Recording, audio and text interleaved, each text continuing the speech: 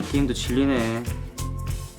나도 저런 멋진 풍경 찍는 포토그래퍼가 되고 싶다. 삼촌! 맨날 방구석에서 저 사진만 보고 있고 도대체 사진은 언제 찍어? 가서 뭐라도 좀 찍어와. 이거 어떻게 올라가냐. 삼촌, 안 올라가고 뭐해? 시작이 반이란 말도 몰라? 알았어, 갈게.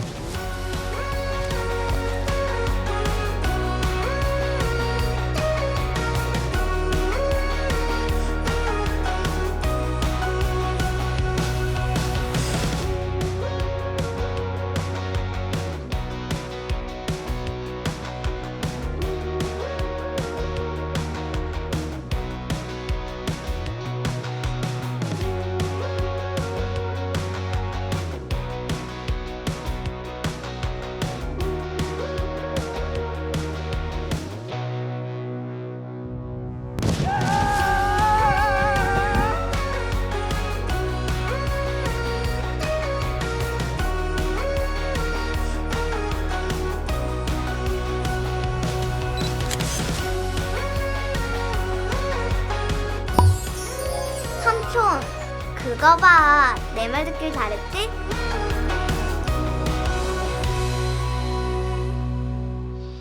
여러분들 힘 하나도 안 들이고 충주호를 쫙 내려다보고 있는 거예요. 여러분 오늘 우리 4월 마지막 주일, 4월 한 달 동안 저희 성장이라는 이 주제로 말씀을 계속 나눠봤거든요. 부활주일도 있었지만, 그래서 오늘 이제 마지막 네 번째 성장에 대한 메시지예요. 여러분 주보 표지에 보면 한 분이 이렇게 터들터들 걸어가는 모습이지 않습니까? 이 삶을 바꾸고 싶으면은 이것을 하라. 오늘 이제 관로 속에 이제 뭐가 돼가면 참 좋을지, 여러분 나름대로 뭐든지 넣을 수 있겠죠. 여러분들 바꾸려면은 이것을 하라. 제가 이제 언제나 그래요. 이 강단에 올라올 때마다 또 말씀을 미리 준비할 때마다 한결같은 마음이 뭐냐면은 우리 성도님들이, 우리 하남교회 교우들이 이 말씀을 듣고 이분들이 정말 저마다의 그 삶의 그 터전에서 정말 멋지게 이렇게 성장하는 그런 마음, 그런 꿈을 가지고 제가 있거든요. 그리고 애틋한 그런 마음이 있어요. 이게 이제 아비의 마음이죠. 목사의 마음이고 또 하나님도 그럴 겁니다. 여러분 오늘 내가 분명히 믿는 것은, 여러분 오늘도 짧지만은 오늘 이 말씀을 여러분 듣고 여러분 삶에 적용하면 틀림없이 여러분들 저마다 자신이 성장하는 기쁨을 누리게 될 것입니다. 이 성장이라는 주제가 참 좋은 주제예요. 우리 평생 성장해야 될 우리 그런 존재들이지 않습니까? 제가 이 말씀 처음 첫 번째 메시지 할 때 그 예수님 어린 시절을 여러분에게 소개했지 않습니까? 한 절, 누가복음 2장 52절 한 절에 예수님 어린 시절을 다 이렇게 함축을 해놨어요. 우리의 삶의 모델이 예수님이니까 예수님처럼 자라가면 제일 좋지 않습니까? 그래서 예수님 어린 시절을 제가 설명했는데 같이 한번 읽어볼까요? 누가복음 2장 52절 같이 읽습니다. 예수는 지혜와 키가 자라가며 하나님과 사람에게 더욱 사랑스러워 가시더라. 예수님이 이제 모든 면에서 자라셨다는 것이요, 성장하셨다는 겁니다. 그래서 보니까 네 가지 영역이 있어요. 첫 번째, 예수님이 지혜가 자랐다. 지적인 부분이거든요. 사람은 이 지적인 부분이 자라야 됩니다. 끝없이 자랄 수 있어요. 그리고 키가 자랐다. 이 신체적인 부분이지 않습니까? 이 사람이 굉장히 중요하잖아요. 우리 몸을 입고 있는 사람이기 때문에 신체가 자라고요. 그다음에 하나님과 사람 앞에 사랑스러웠다. 하나님 앞에 그것은 영적인 부분이에요. 영성이죠, 영성. 이 신앙의 부분, 주님과 나와의 관계니까 이 부분도 자라가고, 무엇보다도 사람에게 사랑스러워져 갔다. 그것은 인간관계인데 이것은 사회성입니다. 사회성. 우리가 살아가면서 정말 많은 영향을 미치는 것이 이 사회성이거든요. 관계 기술. 그래서 예수님은 이 네 분야에 골고루 균형을 잘 맞춰서 자라가시더라, 사랑스러워 가시더라, 성장하셨다는 것이죠. 자, 그런 의미에서 우리가 어느 한 부분도 놓칠 수 없는 우리 성장해야 할 부분들을 이제 우리가 보게 된 것이죠. 자, 그런데 우리가 가만히 생각해 보면 어린 아이가 가만히 있어도 자라는 부분은 이 몸입니다. 몸, 신체적인 부분이죠. 아이가 뭐 자라려고 애를 안 써도 꼬맹이가 청소년이 되고 그다음에 청년이 되고 쭉 자라는 거예요. 그 자라려고 애쓴 사람 없잖아요. 시간이 지나면 자라요. 근데 어느 정도 지나면은 그것도 멈추거든요. 그때부터는 점점 이제는 멈추는 정도가 아니라 퇴화됩니다. 퇴보됩니다. 그래서 우리의 모든 부분에는 여러분들이 애쓰고 힘쓰고 노력하지 않으면은 멈추는 것이 아니라 퇴화됩니다. 여러분 가만히 있어도 언제 나도 모르게 몸에 몸무게가 늘어나거든요. 자기도 모르게 배가 나오고요. 내가 원치 않았는데 그렇게 되는 거예요. 애쓰지 않으면은 성장은커녕 퇴보한다는 것이죠. 여러분 모든 부분에 정말 한 번뿐인 인생인데 한 번 가면 다시 올 수 없는 나라는 인생을 성장시키는 것은 하나님에게 영광이 되고 자기 자신에게도 굉장한 보람이 되고 기쁨이 되거든요. 여러분 성장의 기쁨은요, 이 소유하는 것과는 비교가 안 돼요. 자기 자신이 성장하는 것.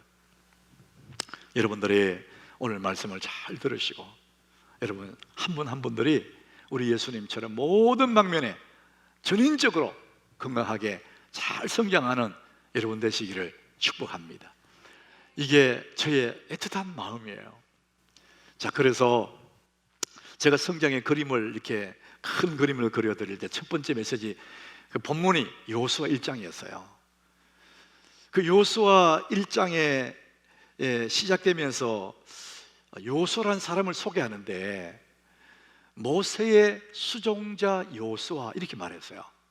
그러니까 여호수아라는 사람은 모세의 종으로 시작이 됐다는 것이죠. 그러니까 미미한 사람이었답니다. 근데 여호수아 마지막 장 24장에 가면은 이제 바뀝니다. 여호수아는 어떤 사람이냐? 여호와의 종 여호수아가 되는 거예요. 미미한 그 사람이 하나님의 큰 사람으로 자랐어요. 비교가 안 될 만큼 자랐어요. 그 사이에 뭐가 있었을까? 가만히 있는데 그렇게 자랐을까? 그렇진 않죠.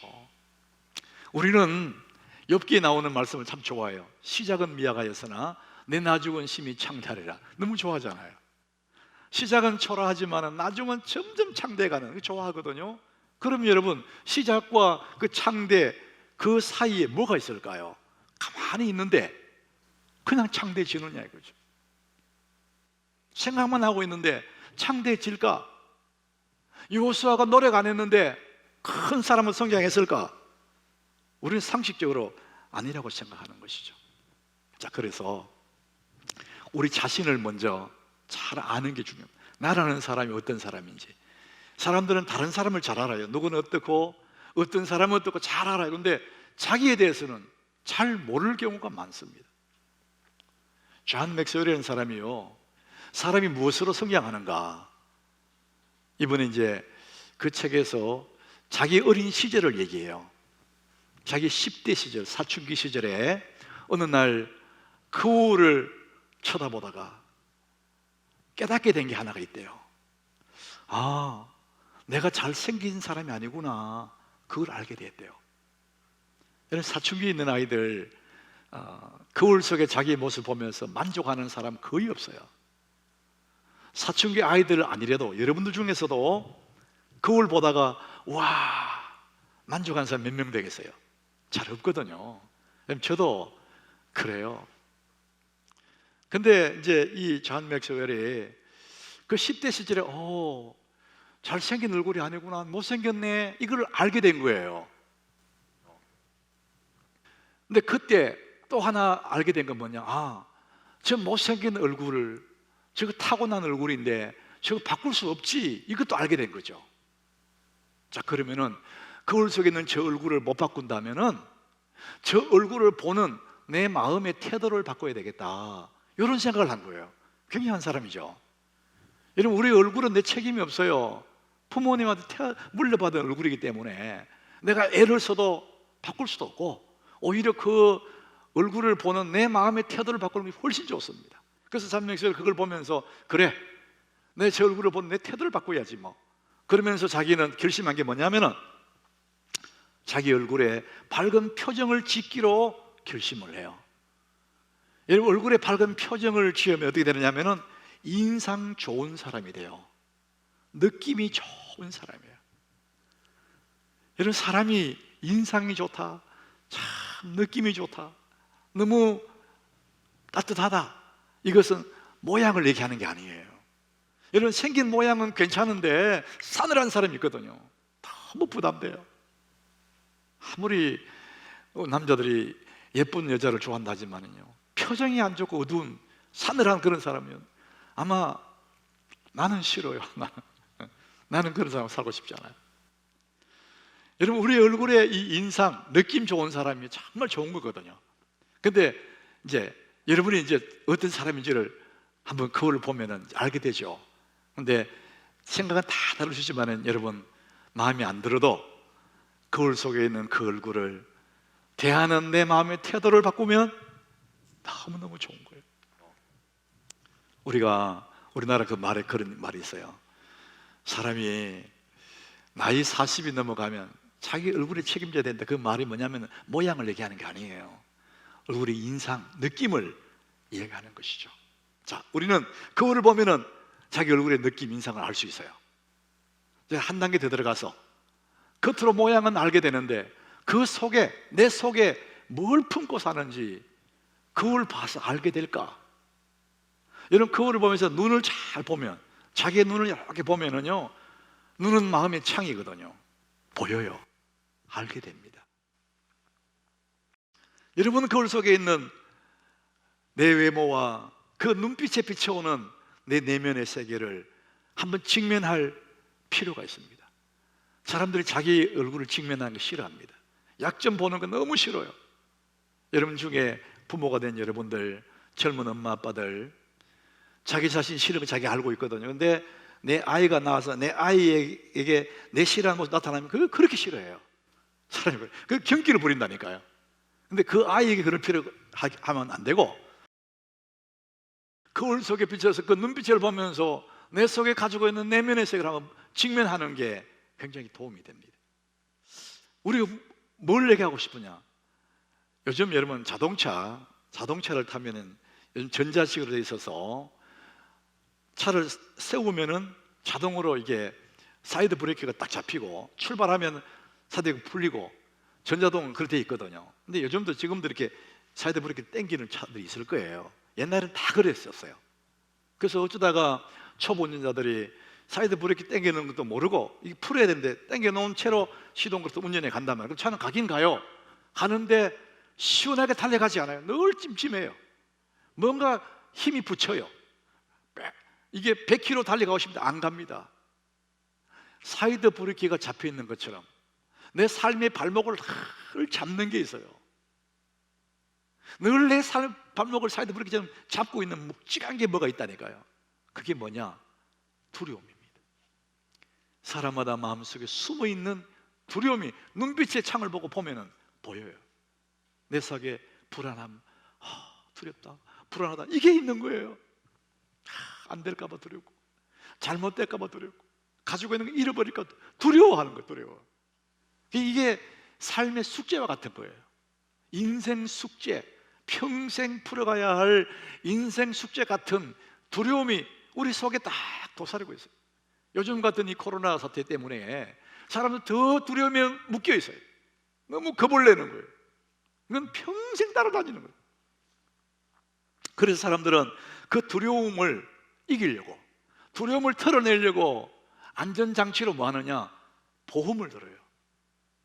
이런 보험 들면 사고 안 나나요? 궁극적인 문제 해결이 아니에요. 약간 위로받을 뿐이에요. 문제 생기면 이걸로 하겠다, 그거지. 보험 들었다고 자동차 사고 안 나는 게 아닙니다. 건강보험 들었다고 건강 몸이 안 아픈 게 아니에요.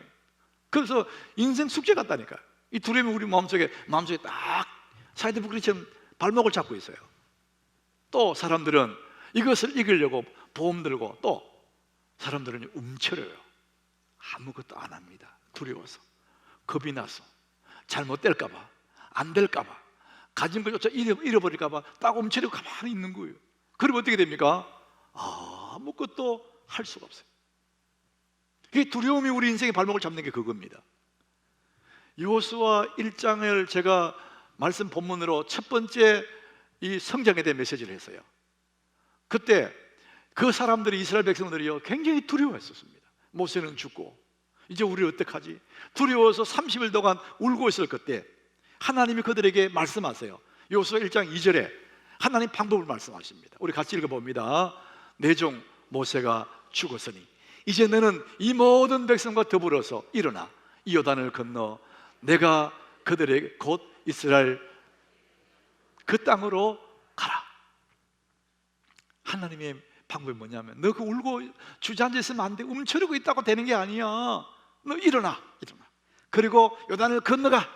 그리고 그 땅을 가라. 그 땅에 들어가라는 거예요. 강한 액션을 말합니다. 내가 네게 약속의 땅을 약속했지만, 적하고 그 좋은 땅을 약속했지만 네가 앉아서 웅크리고만 있으면 안 된다는 거예요. 일어나라, 건너가라, 차지하라. 이것이 메시지예요. 하나님이 그들에게 향해서 정말 멋있는 말씀하셨어요. 네 발바닥으로 밟는 땅을 다 네게 주겠다. 저는 그 말씀 볼 때 너무 마음이 뜨거워지더라고요. 발바닥으로 밟는 땅을 네게 준다. 네가 열심히 내서 밟고 행동하면 다 네게 준다는 거예요. 예수 믿는 사람이 너무 겁이 나가지고 두려워서 못하는 거예요. 보험 들어놓고 가만히 있는 거예요. 움츠러들고 행동하지 않는 거예요. 여러분, 삶을 바꾸고 싶다면 뭐 해야 됩니까? 액션을 해야 됩니다. 영상을 찍을 때, 영화를 촬영할 때 감독은 배우들을 향해서 준비됐죠? 레디, 액션! 딱 이러는 거예요. 너 준비됐나? 시작하세요! 딱 그거거든요. 시작을 해야 작품이 만들어질 거 아니에요. 준비만 해놓고 움츠리고 있으면 아무 작품이 안 되는 거예요. 두렵다고, 발목을 잡는다고, 겁이 난다고 움츠려서 가만히 있으면 아무 역사가 일어나지 않는다는 거예요. 행동하라는 것입니다. 걱정하지 말고, 두려워하지 말고 행동하라. 자, 오늘 야고보서 이 본문이 강하게 그 얘기하는 거예요. 오늘 14절 같이 한번 읽어보세요. 14절 오늘 본문 같이 읽습니다. 네 형제들아, 만일 사람이 믿음이 있노라 하고 행함이 없으면 무슨 유익이 있으리요? 그 믿음이 능히 자기를 구원하겠느냐? 나는 믿음이 있다 이러면서 행하지 않는다는 거예요. 그게 무슨 이익이 있느냐? 아무 이익이 없다는 거예요. 이 야고보서를 기록한 사람은 야고보예요. 여러분, 야고보는 예수님의 동생이에요. 육신의 동생이에요.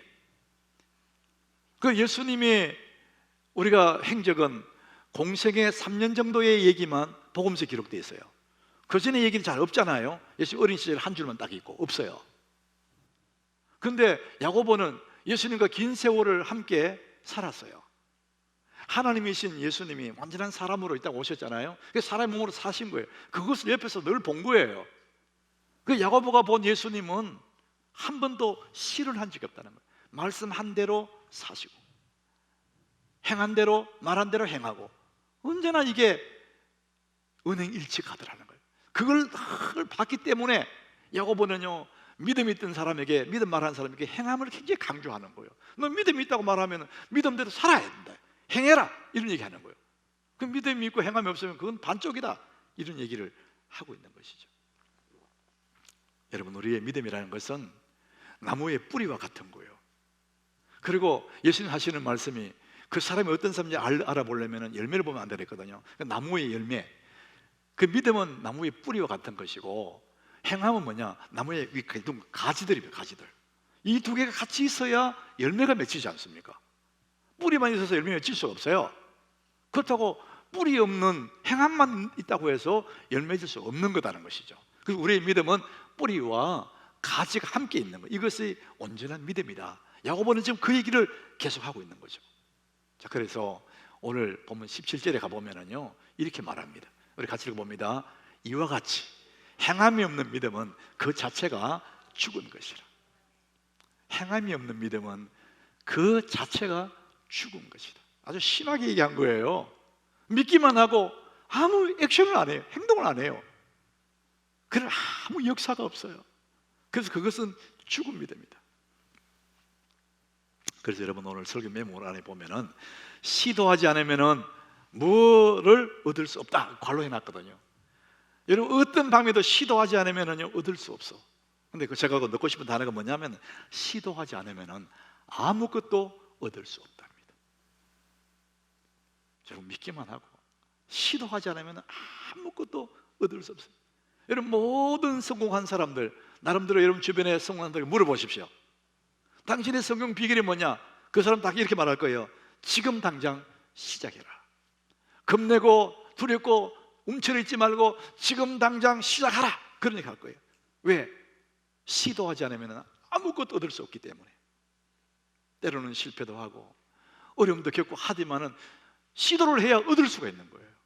믿음이 뭐냐? 산믿음은 행위가 있는 겁니다. 행동하는 것입니다. 우리 예수님이 산상수훈 말씀하셨어요. 여러분들 아마 예수를 오래 믿은 분들은 산상수훈이라는 단어를 들었을 거예요. 산상수훈. 그러니까 예수님이 산 위에서 보배로운 말씀을 했다. 그렇게 해서 산상수훈 이렇게 말을 해요. 그것이 마태복음 5장, 6장, 7장이에요. 이 세 장이 우리 예수 믿는 사람들의 헌장이라 할 만큼 천국 백성의 헌장이라 할 만큼 진짜 보배로운 말씀들이 쭉 같은 말씀들이 마태복음 5장, 6장, 7장에 있어요. 이 말씀을 산 위에서 쭉 하신 거예요. 그리고 마지막 7장 그것도 저 마지막 부분에 가서 예수님이 이 모든 산상수훈의 결론의 말씀하셨어요. 그게 뭐냐? 7장 24절입니다. 우리 같이 한번 읽어보겠습니다. 그러므로 누구든지 나의 이 말을 듣고 행하는 자는 그 집을 반석 위에 지은 지혜로운 사람 같으니. 이 놀라운 보배로운 말씀을 다 들었어요. 그래서 끝나면 안 된다는 거예요.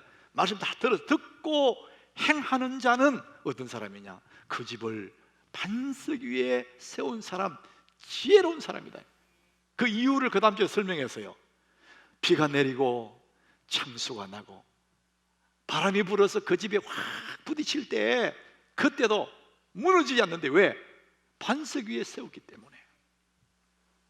반대로 26절에 보면은요, 반대로 너희가 이 말을 듣고 행하지 아니하는 자는, 자, 듣는 것은 다 들었어요. 지은 사람도 들었어요. 어리석은 사람도 들었어요. 다 들었어요. 그까지는 똑같은데 그 다음이 달라.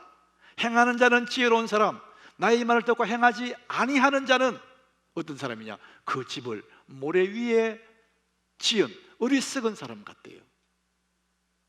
겉으로 보기는 똑같은 집이야. 다 잘 믿는 것 같아. 근데 모래 위에 지은 집은 바람이 확 불고 비가 막 내리고 창수가 나면 홍수 확 오면 싹 서내려가 버린다는 거예요.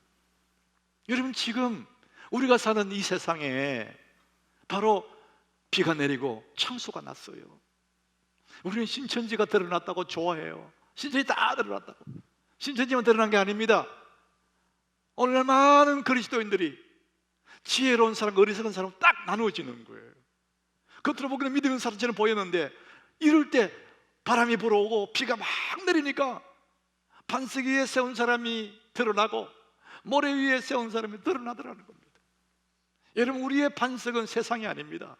세상을 의지하고 자식을 의지하고 돈을 의지하면 그게 무너집니다. 여러분의 반석은 예수님이 되기를 축복합니다. 예수님만이 영원한 반석입니다. 내 마음을 예수님께 두어야지. 세상에 소망을 두면 그게 사라질 때 나도 사라져 버리는 거예요. 이 말을 듣고 행하는 자는 지혜로운 사람이에요. 이 말을 듣고 행하지 않는 사람은 어리석은 사람이다. 예수님이 그 말씀하시는 거예요. 야고보서도 오늘 1장 22절에 이렇게 말합니다. 우리 같이 읽어봅니다. 너희는 말씀을 행하는 자가 되고 듣기만 하여 자신을 속이는 자가 되지 말라. 하나님 말씀은 지식 충족이 아닙니다, 여러분. 우리 하남교회 교우들은요, 하남교회 이 강단에 나오는 말씀을 듣고 이것이 여러분을 향한 하나님 메시지예요. 이거 듣고 살아가는 것이죠. 여러분들이 이 말씀을 따르지 않으면 듣기만 하지 행하지 않는 거예요. 그건 스스로 속이는 사람. 오늘 야고보는 굉장히 중요한 말을 해요. 말만 하고 행하지 않는 사람 많다는 거예요. 그 예를 들었어요. 형제 중에 배고픈 사람도 있고 헐벗은 사람도 있는데, 그런 사람 있으면 네가 먹을 것도 주고 입을 것도 줘야 되는데 그렇게 하지 않는다는 거예요. 16절에 보니까 평안히 가라, 덥게 해라, 배부르게 해라 이러고는 그 몸에 설 것을 주지 않으니까 무슨 유익이에요? 이게 말만 하는 사람, 말만 하고 행하지 않는 사람이라는 거예요. 또 믿기는 하는데 알기는 하는데 행하지 않는 사람이 돼요. 19절에 보니까요 이렇게 말합니다. 우리 같이 19절 같이 읽어봅니다. 네가 하나님은 한 분이신 줄을 믿느냐? 잘하는도다. 귀신들도 믿고 뜨느니라. 여러분 뉘앙스가 보세요. 네가 하나님이 한 분이신 줄을 믿느냐? 잘하는도다. 귀신들도 믿고 뜨느니라. 이 전체 뉘앙스 보면은요, 잘한다 이 말은요, 잘한다 이게 또 이거 같아요. 한국말 어렵죠? 잘한다 이건 잘하는 거예요. 잘한다 이건 아니에요. 여기 뉘앙스 보면은요, 잘한다 이거예요. 아 믿습니다 이러거든요. 잘한다. 그거는 귀신도 하는 거야. 귀신도 하나님 아들이시고 당장 알고 귀신같이 알고 앞에 엎드리고 막 그런다. 너도 하나님 아들 믿느냐? 잘한다. 알기만 하지 행하지 않는다는 거예요. 사람이 약함이 여기 있는 거예요. 그래서 우리가 말만 하고 알기만 하고 행하지 않는 우리들, 이게 바보들은 항상 결심만 한다, 그런 책이 있어요. 누가 내 취지를 옮겼을까? 그 책을 얼마나 유명한 책이에요. 그 적용하는 책이 바로 실행책이 바보들은 항상 결심을 한다거든요. 제가 일부 때 얘기했더니 집사람이 목양실아가지고 내가 바보라고 하더라고요. 저도 바보예요. 우리는 얼마나 결심 잘하는지 몰라요. 결심만 하고 새해만 되면 결심해. 새해만 되면 달만 바뀌면 또 결심해. 근데 결심만 하지 행하지 않는 거예요. 그래서 바보들은 결심만 한다는 거예요. 여러분 아마 여러분들도 나도 바보 중에 한 사람이라고 생각할 거예요. 우리 그렇거든요. 근데 문제는 거기서 끝내지 말고 한 걸음 더 나가보는 거예요. 왜 나는 결심만 할까? 이건 제가 생각해 본 거죠. 왜 나는 결심만 하지? 생각해 본 거죠. 알프레드 아들러라는 사람이 있어요. 알프레드 아들러는 이미 이 땅에 사는 사람 아니에요. 근데 그 심리학자인데 이분의 책들이 조금 나와요. 근데 그분 책 중에 이런 게 있습니다.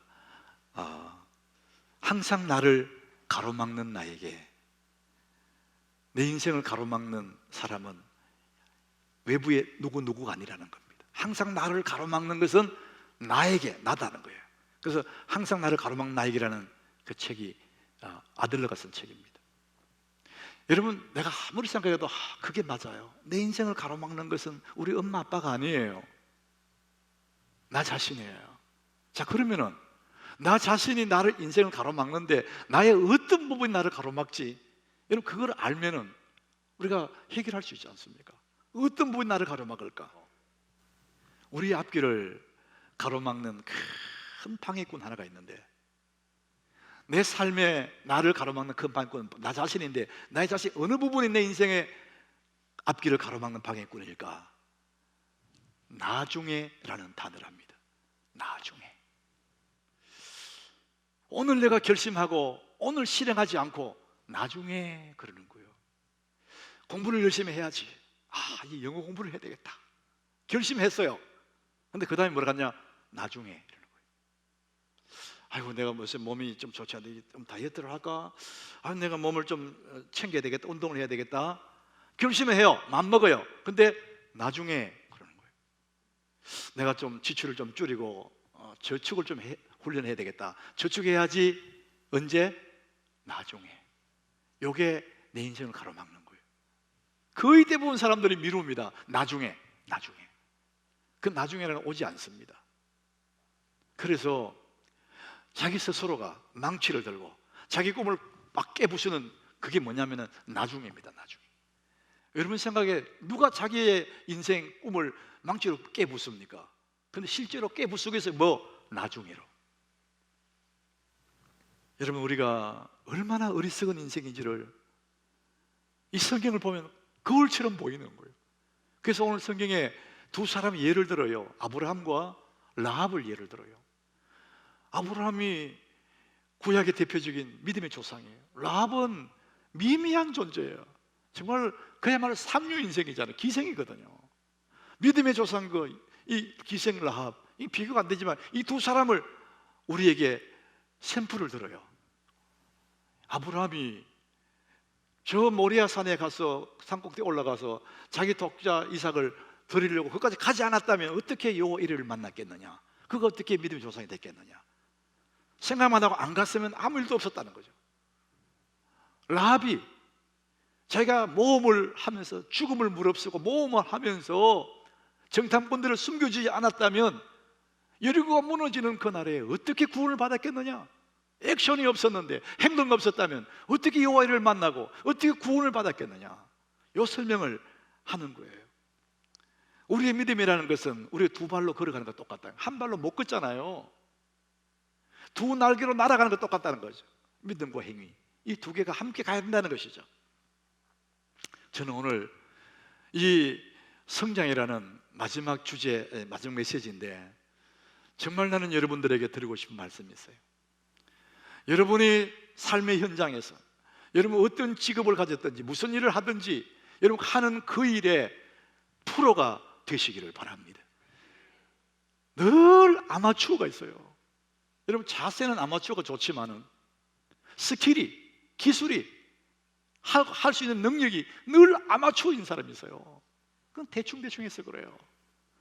여러분이 만약에 자기 직장에, 직업에, 자기 맡은 그 일에 내가 프로가 되면은 대체 불가능한 존재가 되는 거예요. 아무리 회사가 어려워져도 나라는 사람은 대체할 사람이 없어요. 왜냐, 내가 프로기 때문에. 그 방면에는 저만한 사람이 없어. 이게 프로거든요. 여러분 자기 일에 프로가 되기를 바랍니다. 제가 오늘 그 프로가 되는 비법을 가르쳐 드리겠습니다.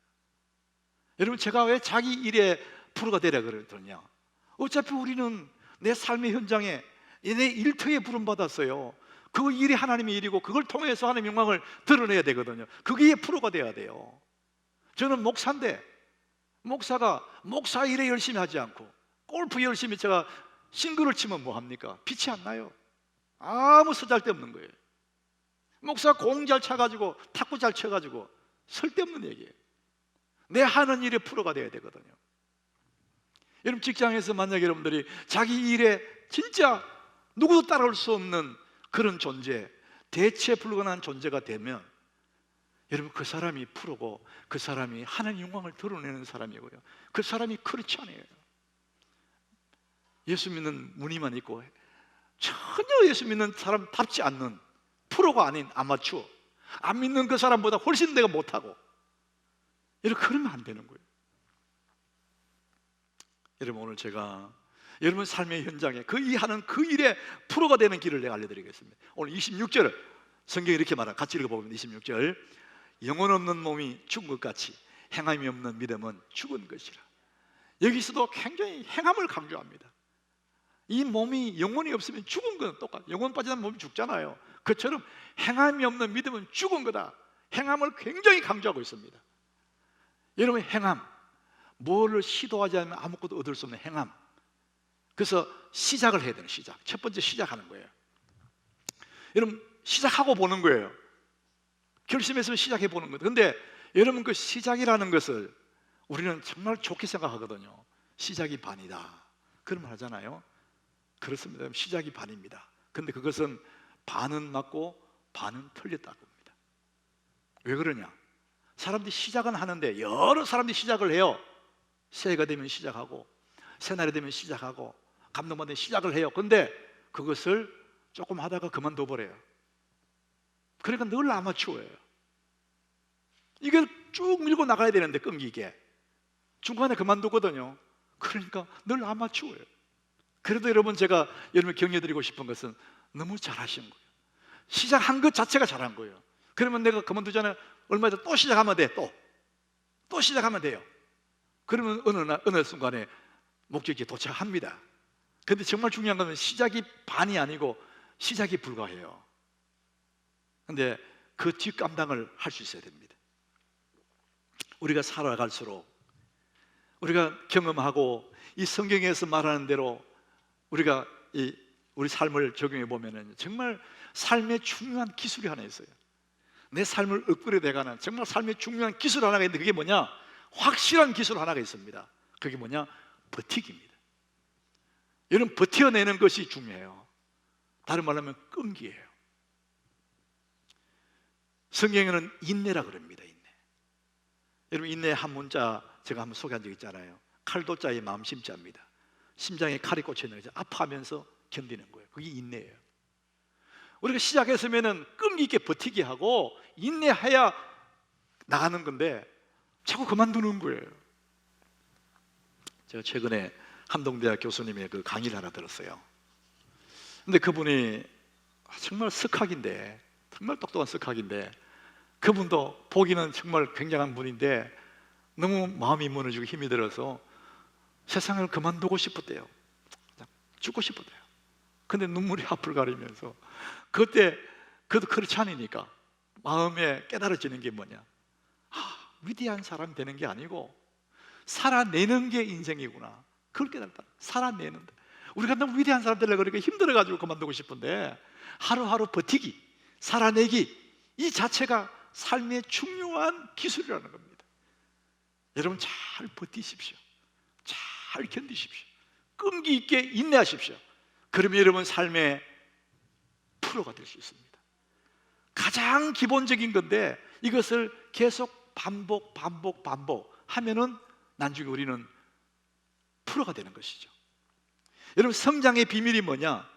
매일 반복하는 거예요. 여러분, 365일을 같은 일을 계속 반복한다고 생각해 보십시오. 의도를 가지고 계속 반복한다고 보십시오.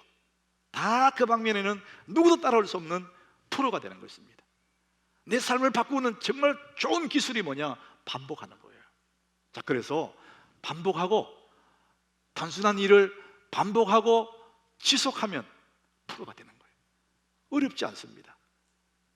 그래서 끈기 있게 버티고 포기하고 싶으면 그날 또 버티게 하는 거예요. 그리고 인내하면서 계속 가는 거예요.